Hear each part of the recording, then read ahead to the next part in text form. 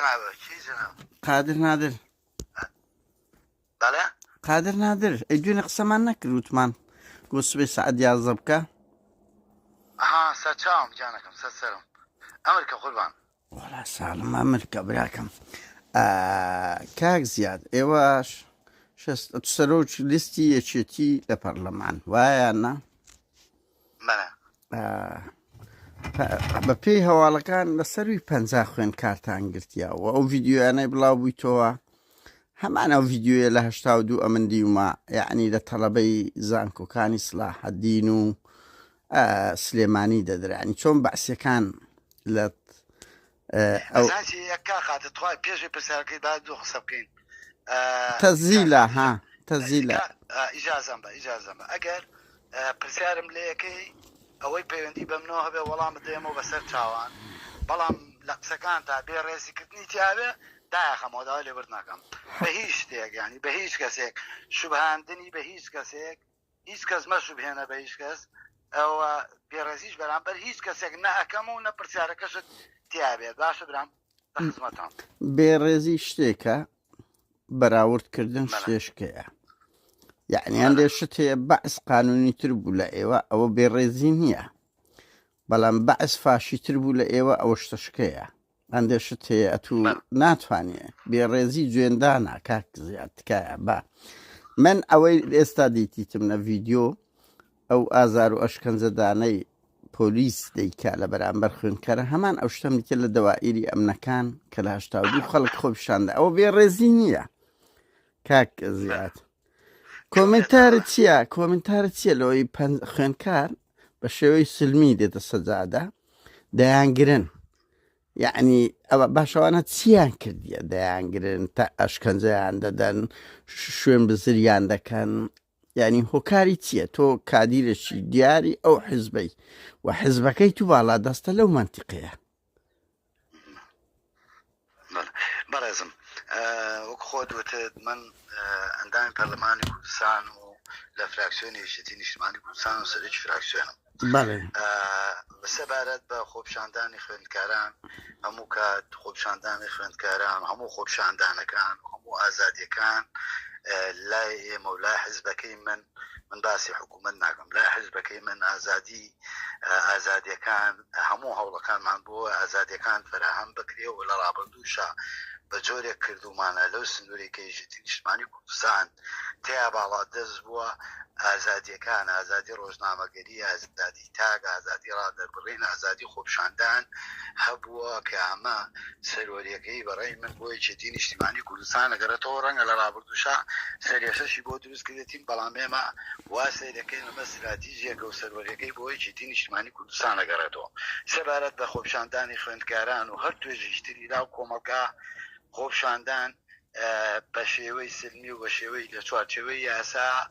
بەلای ئێمەوە ئەرچیشی پیرۆزە و جۆگرتن لێ شەرەفمەندانەیە و پێویستە بە دوواداچوون بکرێ بۆ داواکاریەکانیان و داواکاریەکانیان جێبەجێ ئاخر ئەتون نەکە کاک زیاد ئەگەر مەزالم بە بۆی جواب پرسیارەکە دەمەوە نمونەشمان لە بەردەسە کە پارساڵ خۆپیشاندانی خوێندکاران لەسەر مەسەلەی دەرماڵک ئەنجام درا و سەرۆکی یەکێتی نیشتیمانی کوردستان لەسەر و 10 سەعاتەوە دانیشتنی لەگەڵ کردن بەشی زۆری داواکاریەکانیان لە خزمەتگوزاری لە بەشە ناوخۆیەکان لە مەسەلەی دەرماڵە لە هەمووانە هەوڵ دراوەی کە پێویستە نەک وەکو حکوومەتیش وەکو یەکێتی نیشتیمانی کوردستانیش بۆیان جێبەجێ بکرێەوە هەوڵ بدرێت لە ڕێگەی تیمەکەی لە حکوومەت و لە ڕێگەی فراکسیۆنەکەشەوە هەوڵ بدرێت کە لەگەڵ حکوومەت هەوڵ بدرێ بۆی ئەوانەی کە خواست و داخوازیەکانی خوێندکاران و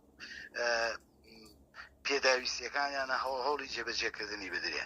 بەڵام وەکۆی کە جنابە دەڵێ ئێمە ئەچیت ئەو ڕۆژانەی پێشش خۆپیشاندان هەبووە و ئێمە من باسی ئەرکی پەرلەمانیەکەم وەکو ئەرکی پەرلەمانی لە هەموو ئەمانە لە هەر شوێنێکی کوردستانە بێ لە سلێمانی بێ لە دهۆک بێ لە هەولێر بێ لە هەر شوێنێک بێت ئەرکی پەرلەمانی خۆمان بە دوواداچوون جێبەجێ ئەەکەین بۆی لە هەر شوێنێکە پرسیار لەوە بکەین کە ئایا ڕێگری لەو ئازادیانەی خەڵک لەکوێ هەبێت ئێمە قسەی خۆمانی لەسەرەکەین ئەوە سیاست و بەرنامەی یەکێتی نیشتیمانی کوردستانە. کاک زیاد بە قوربان بەشێک لە قسەکان ئەمە ڕاستە هەمومان با بۆ ئەوی خەڵکی ئەمنیش لەگەڵت دام ئەوەی لە دەڤەری سەوس ئازادی هەیە لە زەرد نییە ئەوە منتەهین یعنی پێویستیش ناکە هەموو دەم باز بکرێ شتەکە ئەوەندە گەورەیە دیارە بەڵام کاچی من پرسیارەکە لێ یەکەم ئەڵێم ئەشکەنجەی خەڵک درایە خەڵک شوێن بزر کرایە تۆ سەرۆک لیستە چی سەرۆک لیست ئی حیزبەکی دووەمی دوونێتینە ناو داخلەی تەڵەبەی خەڵکیان بردیە کە بەعزوەی نەکردیە ئەشکەنجە درانە شوون بزر دەکرن چۆن دەکرێ برێ بە دواتچوون دەکەین چۆن ئاگات لێ نییە وانە بەسە ئەوە پرسیارە چ لێ بکەم ئایا تو ئیدانەی دەستگا ئەمنیەکانی خۆتان دەدەی کە بە ڤیددیۆ هەیە ئازار و ئەشکەنجەی خوێنکاران دەدەن ئیدانە دەکەی ئەگەر ئازادیشتا هەمبێ بە زمانە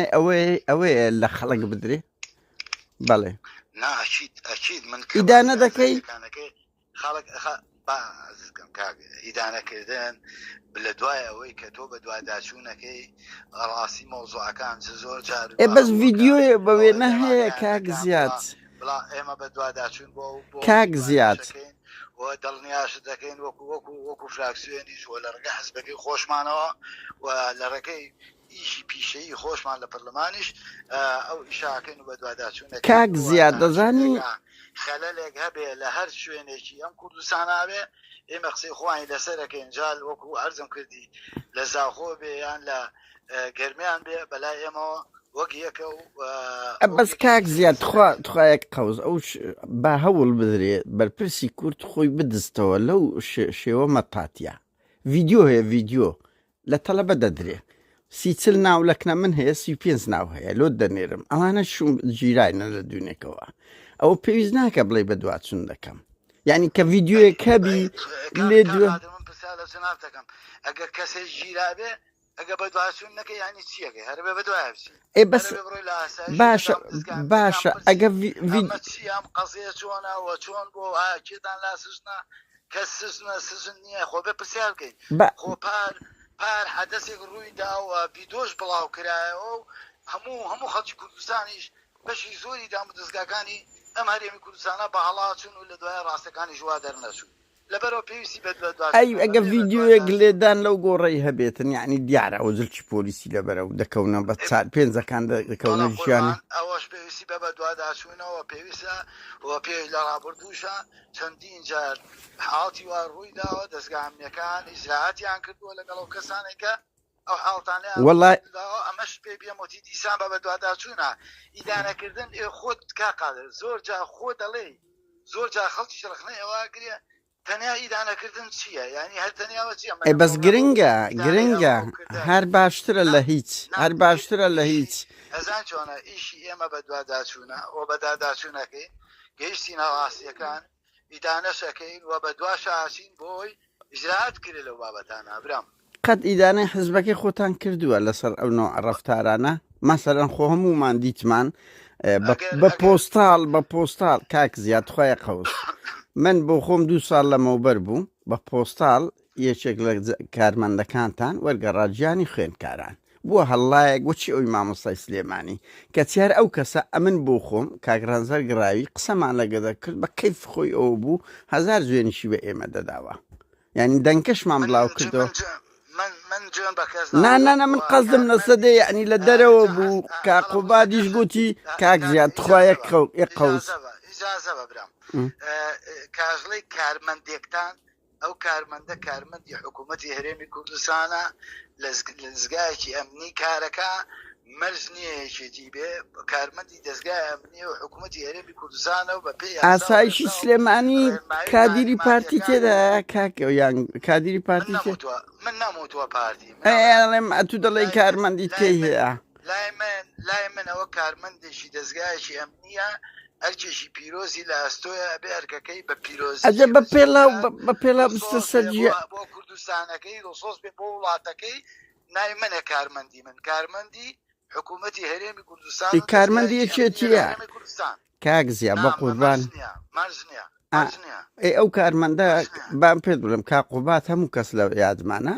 وعدی دا بلی زراعەت بکە کەچی بەکەی خۆی دەسوڕا و هیچ نەگیرە زانچی خۆ ئیجراتکردن ئەوە نییە کە کاتێک تۆڵی ئیجراتەکەم بتر ئەم کەسە دەربکرێ فەسەڵکرێ بەپێی ئەو تەسەڕفەی کەیکا بەپێی ئەو کردەوەی کەیکا بەپێی ئەو کردەوە ڕێنمایی تعلیماتی خۆیان هەیە و نظام داخلی خۆیان هەیە و قانون هەیە بەپێی ئەوانە ئیجراعاتی لەگەڵ پێت وایە لە کوردستان ئیزراعات لەگەر ئەو نوع ئەم مەخلوقانە کرایە کە ئەوها ئەشکەنجە و ئازاری وەکو چێ وەکو کاک ئاخرە تو سەرۆک لیستەکی دەڵێ کراوە ئەبێ بەڵگەت هەبێ بەڵێ لە ڕابردووە منی سەرۆکی لیست نەبووم و خەڵکی کەش بوو ئیجراعاتیش کراوە ئاخر یەک نمونەم پێ بڵێ یەک نمونە زۆر جاش کەم تەرخەمیش کراوە نا یەک نمونەم پێ بڵێ کارمەندێکی ئاسایشتان لەسەر هاوڵاتیی سڤیل 6 مانگ حکوم دابێ کاکە مانگێکتان گرت بێ ئەتێ یەکێک دێ لە بەر چاوی خەڵک بە پێم بە پۆستال دەکەوێتە سەر جوێلاکی خوێن کار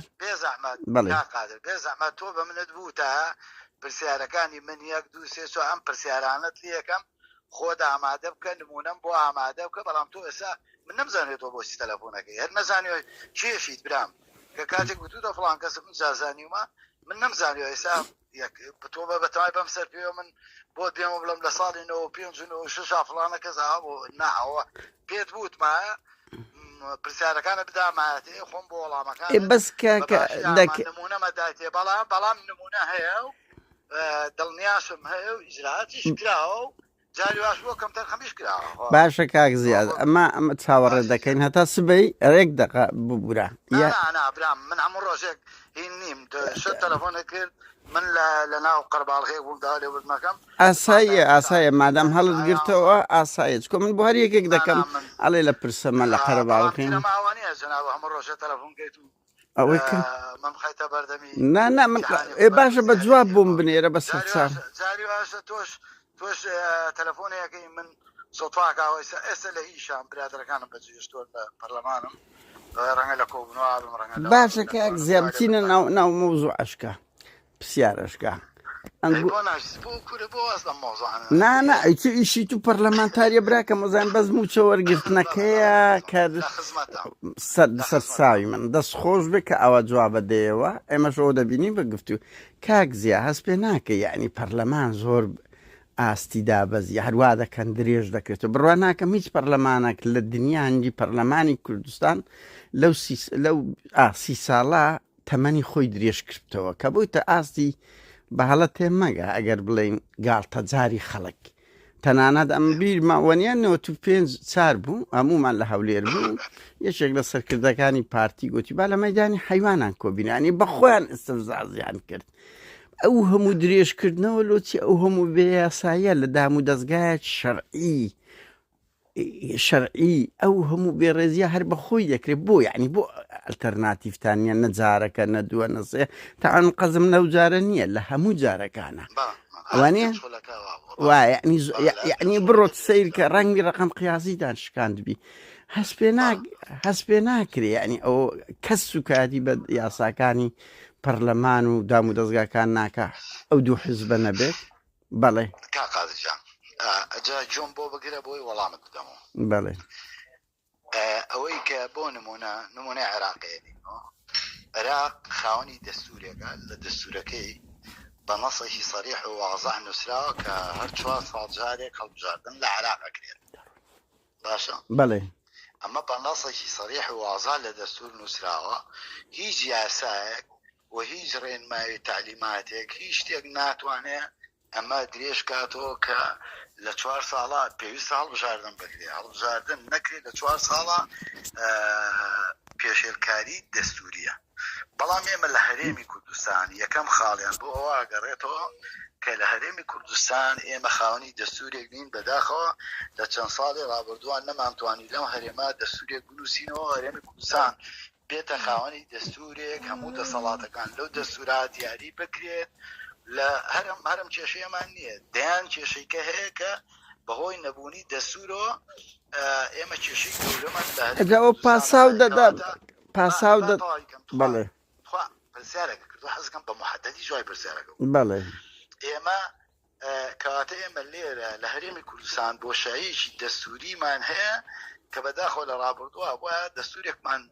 دەپچواندا و هەموو خەڵکی کوردستان دەنگی پێ بدایەوە هەمان بواە ئێستش هەتاوەکو ئەو دەستورە دەرنەچی ئەم کێشانەمانە بێ ئەمە یەک. دووەم مەسەلەی هەڵبژاردن خۆدوتەنی لە هەر 4-5 خولەکە درێژ کراوەتەوە. مەسەلەی درێژکردنەوەی ئەم خولەی پەرلەمانی کوردستان ئەمە طعن نییە بۆ هیچ هێزێکی سیاسی بۆ هیچ دانێکی سیاسی، بەڵام ڕوونکردنەوەیەکە. ئێمە پێشێتی نیشتیمانی کوردستان و پارتی دیموکراتی کوردستان اتفاقێکی سیاسییان هەیە بۆ پێگەێنانی کابینەی نوێمی حکوومەتی هەرێمی کوردستان لە 2019 و بزودنەوەی گۆڕان و پارتیژ اتفاقێکیان هەیە. بەپێی ئەم دوو اتفاقیە بێ بە نەسێکی سەریح و واضح هاتووە کە قانونی انتخابات ئەو قانونەی کە 30 ساڵە لە هەرێمی کوردستان انتخاباتی پێکرێ کە ساڵی 92 دەرچووە ئەم یاسایە پێویستی بە گۆڕانکاری هەیە و چونکە گۆڕانکاری لە ڕووی تەکنۆلۆژی لە ڕووی سیاسی ئابووری کۆمەڵایەتی فەرهەنگی لە کوردستانە لەم 30 ساڵان ڕووی داوە، پێویستە ئەم یاسایەش بگۆڕین. ئەم یاسایە کۆنا یاسایەکی نوێ دەربچوێنین چونکە هەر لە ڕووی تەکنۆلۆژی و ئێستا دنیای تەکنۆلۆژی هاتووە و شێوە ساکاری کە جاران نەبووە نەمێنێەوە کۆمەڵی ملاحەزاتیش ئێمە لە هەرێمی کوردستان لە ڕابردووە لە ماوەی 30 ساڵە بە یەک بازنەی هەڵبژاردنمان کردووە. ئێستا بۆمان دەرکەوت کە یەک بازنەی لە هەڵبژاردن ناتوانێت هاوسەنگی لە نێوان نوێنەرایەتیکردنی هەموو ناوچەکانی کوردستان دیاری بکە. ناهاوسەنگیەک هەیە. دووهەم مەسەلەی پێگاتەکان لە هەرێمی کوردستانە هەیە کە دیسان پێگاتەکان ئەمان مەبەستمانە لە یاساکە گۆڕانکاری بەسەر بێت، پێگاتە نوێنەری ڕاستەقینەی خۆی دیاری بکەوە، نوێنەرایەتی هەموو پێگاتەکانی هەرێمی کوردستان بکەوە. ئەو تۆماری بایۆمەتری کە ئێمە هەڵبژاردنمان پێکردووە تۆمارێکی کۆن و بخۆت نییە، خۆ دەزانی لە ئەی پارتی کاک زیاد خوا بەس ئەمە منتەهین لەو دوو خاڵی ئەم دوو سێ دێڕێتەوەکەم بەڵێ لە تۆمارەکە لە هەڵبژاردننی ڕابردوو وێژێتی و پارتی تیامەکران بۆی کە تەزویریان کردووە گزیفزیەکەن. ئێمە لە یەکێتی نیشتیمانی کوردستان ئەمانەوە ئەو ڕاستکەینەوە جارێکی کە هیچ انتخاباتێ بە گزیفزی نەڕوە، بۆیە بە باشمان زانیوە کە ئەمە پاو کرێتەوە. لە ئێستاش ئەگە پاک نەکرێتەوە بۆی نەڵەن بیانوی دواخستنی هەڵبژاردنە دوا ئاماری بایۆمەتری عێراقی 2021 هەڵبژاردننی پێکراوە ئەوە بهێنرێت کاری لەسەر بکرێت. ئەمانە ئەبووە ئێمە هێز سیاسەکان بەیەکۆ ڕێبکەوتینایە لەسەری، بەڵام نەمانتوانی چێ ڕێگرە کاکە لەو شتێ ئەتو دەڵێ ئەخر چێ ئەخر ئەزانیتە ئەو شمولی قسەکردنە مۆدیری نەما ئێستا گۆڕانوە دەڵێ وەنیە ئێمە پارتی گۆڕان کۆمەڵ یەکگرتوونەوەی نێدانیشتوی چ کام حزب ڕێگرە لە پاککردنەوە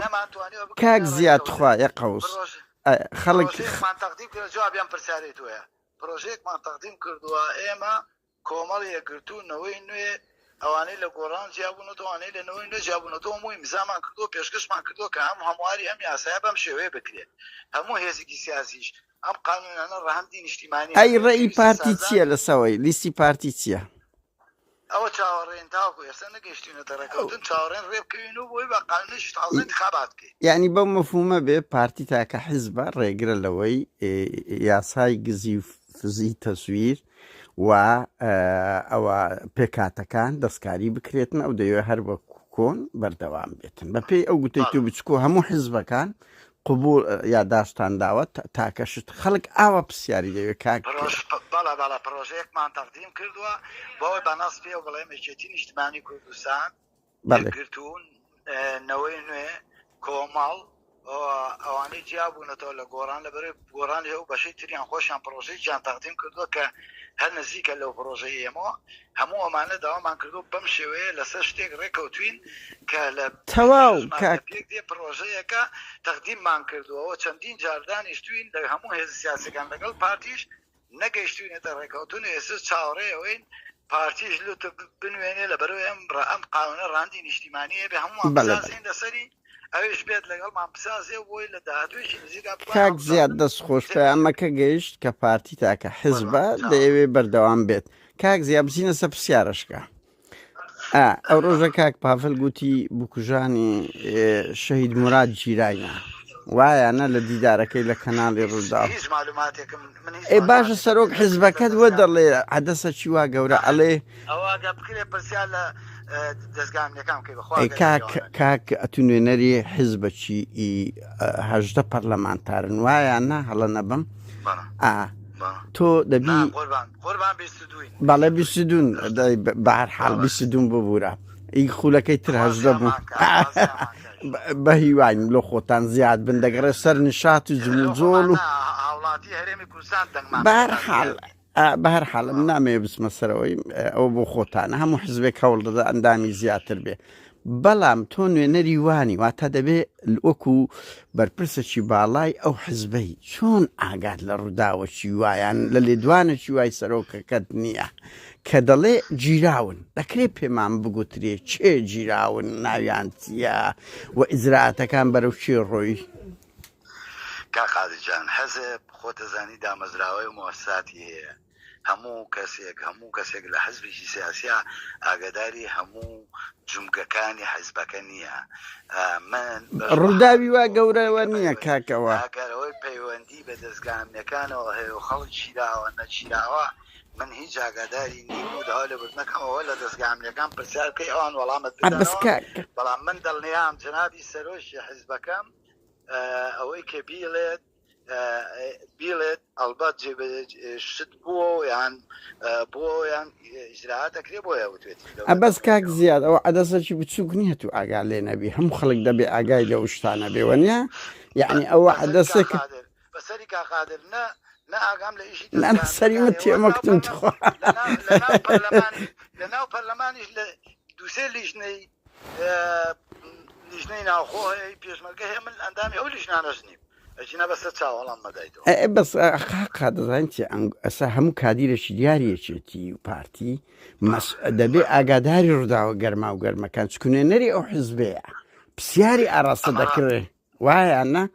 ئەمە ڕاستە عەدەس لەشێک و تیرۆری ئەو گروپەی ڕانیەی بەڵێ خۆ پەیوەندیان بە دەستگامنەکانەوە بۆ شوێنانەوە لێبگەڕێن ئەوان جەنابیان لێدوان لەسەر ئەم بابەتانەدەن من ڕەنگە نەتوانم وەکو خۆیان وەکو پێویست ئاگاداری ئەوە بوو لێدوان بدەم و داوا لێ بردنەکەم لەوان بەهەرحاڵ ئەوە باش نییە بەس یعنی ئەوە دەبێ فاکتان هەبێ دڵم یارمەتیم بەی کاقادر زۆر درێژ کردەوە نا تو یەک دقە 5 دقە ئەو پەڕی 3-4 دقەیت کاک زیا یەک پرسیاری کەی گرنگ یعنی قۆناغی هاتنە پێشە من ناچم مادام ئەوە دەرێ دام نابرە سا 8 تەمووز ئەوانەش قسە بکەم بەس بەهەرحاڵ یەک شتی گرنگیشتر چکۆ من نامەیە خەڵک ئزعاج بکەم قۆناغی دوای 8 تەمووز ئاخر ناوەتوکە مەشغول بیار چەندە وعدمانەوە بوو لە 11 تەلەفۆن لۆ بکەم ئەوە من لەسەر وەختی خۆم کردم بەهەرحاڵ ئەو قۆناغەی یەکێتی لە دوای 8 تەمووزەوە ئەگە هەست پێ بکەی کۆمەڵێک حاڵەتی نوێی هاتە ناوێ یەکێک لەوانە تیرۆرە کادیرەکانی خۆتان کە تۆمەتێکی گەلک زۆر دەکرێوەنە ئەلۆ کاک زیا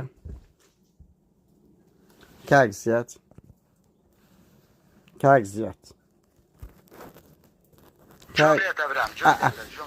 ببوورە دوایین پرسیار دەبێ برا با کات نەگرم قۆناغی دوای یەک دقە بەستەوە کەم دووسێ نمونەیەوە بی خوێنەر تێبگات پرسیارەی گوێرەگر یعنی ئەو قۆناغی دوای 8 تەمووز کۆمەڵێک تیرۆری ناخە تەواوم نەکرد کاکە مەسەڵەن هەن لە تیرۆری مرادکانی کوردەی لەو منتیقەیە ڕوودا و بە ڕۆژی بە ئەوەتی هەر لە تیرۆری عەقید هاوکار کە باز دەکرێت و پێ ئیجراعەتانەی پارتی باسی کرد دەستگای ئەمنی پارتی ئەمە ناڵێن من بۆ خۆم داست پێ دەکەم دەستگای ئەمنی پارتیە یعنی دوو حاڵەتە و ئەمە ئاگامان لێ قۆناغی پاڤل هەتا لە ئەوروپاش شێشە هەیە ینی هەوڵ دەدرێت بە ئێرهاب دیایە یعنی قۆناغی پاڤل توندوتیژێکی گەلک زۆری پێوەیە و شێوازەکان حتا کادیرانی خۆشتان دەگرتەوە کە پێشووتر ئەم ناڵێم نەبووە بەس کەم بوو ئاگەنا لە قۆناغی هەموو قۆناغەکان نوتێکەوە لە دەڤەری سەوزیش چەندین کەس تیرۆر کرایە بەس ئەو قۆناغە شێوەی کوشتنەکان زۆر ئەرهابیانەترا زۆر تونترا حتا کادیرانی خۆشتان دەگرتەوە هەست پێ ناکەین ئەوەش کسەی زۆر گەورەیەکێتیە بەڵێ کاقادجان مێژوویشتی نیشتمانی کوردستان و مێژی زووتنەوەی ڕزگاری خوازی خەڵکی کوردستان و دوای ڕاپەڕینیش بە چەند قۆناغێکی جیاجیا ئەم هەرێمی کوردستانە پیاتێ پەڕی و بەداخ و خەڵکی کوردستانیش پیاتێ پەڕیەوە دژمنانمان لە چواردەورمان و هەموو ئەوانەی کە هەبوون لەسەر ساحەی سیاسی کوردستان تیرۆر هەبوو بەردەوام تیرۆر کراوە خەڵک شەهید کراوە بەڵام لەجێتی نیشتمانی کوردستان مێژوەکەی شاهیدێتی کە بەردەوام خوا کاک زیاد 15 نمونە لەو بژمێرم کاک زیاد خوای قەوس بەس ئازانم بەس کاکی ما تو ئاخر پرسیارە تۆ ئەو گردا ئەو نەخشە تۆ دیقەتدا پرسیارەکەی تۆ دوور و درێژترە لە وەڵامەکانیەوەی کە نانا بەس کاک زیاد ئەوە لە هەموو دنیا وایە پرسیارەکەی من جواب دەدەمەوە کاک من جوابم لە باتی منی جواب دەیتەوە نا جواب نە ئاخر ئەمە بێزار بووینە ئەوە 32 ساڵە جێمەنا یەکێتی نیشتیمانی کوردستان ئەوەیە ئازادیە و هیچ تیرۆری نیە ئەم پازە ناوت لۆ بژمێرم لە نوتیەکەەوە تا ئێستا لە قۆناغی تاالبانی لە بۆ ئێستاکە نەچێ ئەو حەزبە بە تاریخی خۆی 26,000 شەهیدی داوە باشە بەس ئەو شەرعێتی پێ نادە تیرۆر بکرێ قابلەوەی هەموو دقەیەک بە شانازیوە بڵێن ئەوە مێژوەکەیەتی باشە باش خۆ ئەو مێژ تیرۆر بووە یەکێتی نیشتیمانی کوردستان دەستێکی پۆڵاین بۆ ڕوبەڕووبوونەوەی تیرۆر یەکێتی نیشتیمانی کوردستان لە هەموو قۆناغە جیاجیەکان لە پێشەوەی بەرەنگاربوونەوەی تیرۆر و داژیکاری ئەم خاک و وڵاتە بووە بە نمونە شەڕی داعش بووە کە زۆرترین و باشترین لە فەرماندە بەس ئەوان کاوە دووشتی جیا کاک زیاد کاک زیاد بە قوربان ئەو دووشتی جیایە ئەنگۆ بەوان بەو وشیۆنی نا ئەوە وەکۆوەیە دەرە کۆنە پێشمەرگەیە بەڵام لە بۆی هەیە دزی بکە لە بۆی هەیە تیرۆر بکە بەڵێ کاک زیاد بە کورە نەک تۆپی کاک زیاد خوا با یەک قەوزۆبی خوێنەر ئەو بگا ئەنگۆ زۆر جار فێڵ لە خەڵک دەکەن فێڵ یعنی ئێمە ئەڵێن ئێمە مەسەن یەک کۆنە پێشمەرگە بۆ وا بۆ بابە کۆنە پێشمەرگەمانە ئەوە نییە تاوان بکە مانە حزبێک 26,000 شەهیدیە بیمانە ئەوە نییە مەسەن هەمە حەلاق و 11 کەسی تیرۆر بکاتن بەنمونە یعنی ئەوە مانای ئەوە نییە شەرعێتی پێ بدەین مادام لە شاخ بۆ مادام ئەوە بۆەوە نییە من پێ دەڵێم تیرۆر لە قۆناغی پاڤەر زۆر گەشەی کردیە زۆر خەتەریشە شێوەی تیرۆرەکان ئەوە مانای ئەوە نییە پارتی لەنگۆ خەتەرتر و زیاتری نەکردیە ئەمن منتەهیم ئەمن لە ناو ئەو شتە دەکوڵین بەڵام ئەمە ڕێی جەنابتە ئەجینا ئەوە نییە تیرۆر لە هیچ لەم قۆناغەیەکێتی نیشتمانی کوردستان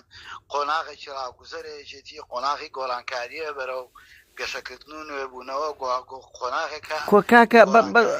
بە تیرۆری کادیرەکانی خۆتان نوێ دەبنەوە کاک زیاد خۆ بە تیرۆری کادیرەکانی خۆتانەوە بە جەماعی تیرۆریان بکەن ئەوە نوێبنەوەیە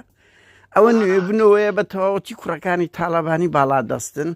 بوویتە سرف حزبێکا کە هەمومان بە یەکێتیە ماندی بووینە ئێستاکە هەموو ئەوە دوێنێ بنە ماڵی شەیدانی یەکێتی خۆتان لێتان بەڵێ بەشی گەورەی ئەو مێژوەیەکێتی نیشتمانی کوردستان کە هەموو خەڵکی کوردستان شانازی پێوەکە زۆرترین قوربانی داوە 26,000 شەهیدی پێبەخشیوە مامجەلال قیادەی کردووە مامجەلال بەشە گەورەکەی ئەو مێژوەیە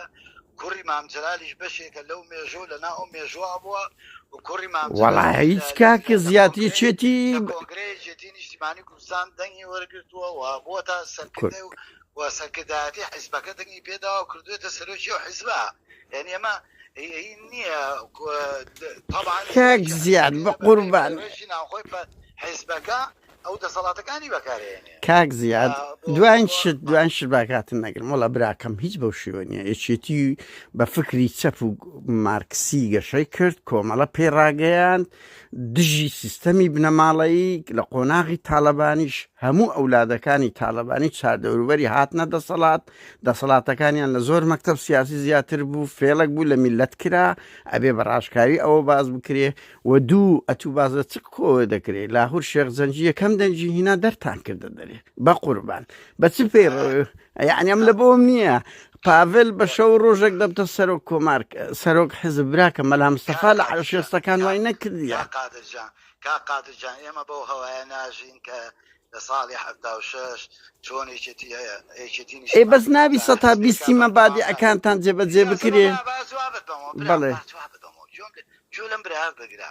ئێمە حزبێکی سیاسین و لەگەڵ قۆناغەکانی خەبات و تێکۆشانی میلەتەکەمان گۆڕانکاری لە سیاست و استراتیژی حزبەکەشمانەکەین و ئەوە قۆناغێکی تازەیە و ئێسا خەبات و تێکۆشانی مناکری هەر بەو چاوەسێ یعنی ببتە بنەماڵەی ئاساییە حزبێکی اشتراکی بۆ هەر لەسەر ئەوە بڕۆین و حزبێکی چەپ بووین و بەڵێ شانازیش بۆەکەین لە قۆناغەکە چەپ بووین و ئەم حیزبەشمان لە گەشەکردناوە جێ ئومێدی هەموو خەڵکی کوردستان بووە بەڵام قۆناغ بە قۆناغ لە قۆناغی شڕێکی ئەم حیزبە بوو بە حزبێکی سۆسیال دیموکرات و لە قۆناغی کێشە وا پێویستەکە کە حیزبەکە ڕێک بخرێتەوە بە سیاست و استراتیژیی تازە بێتەوە کایە ئەمە ڕەنگە بە ئاسانی منێکی کادر ئیسعابی ئەمەنەکەم حاڵتیی ناتەبیعی نییە و هەمووشی ببتە بنەماڵەی کاکسیات تەبیعیە ئێستا ببتە بنەماڵەی مەسەن سەرنەوەکانی تاالبانی برای محەممەد هەموو شتێکیان بەدەستا ئەزای کاکێ بە سروش دوایە من تەمەنم 5 ساڵ بۆ باوکم شەهید بووە بەڵێ ڕۆحی شاد بێت بەڵێ مامۆستا سوبار بوو باوکم لە مۆسەڵایدام کراوە بەڵێ ڕۆحی شاد ڕەنگە ڕاستە من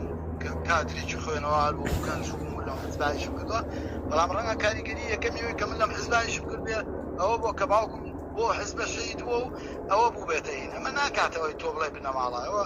کاک بابڵ کوڕی مام جەلالە دەستێکی ئەمینن و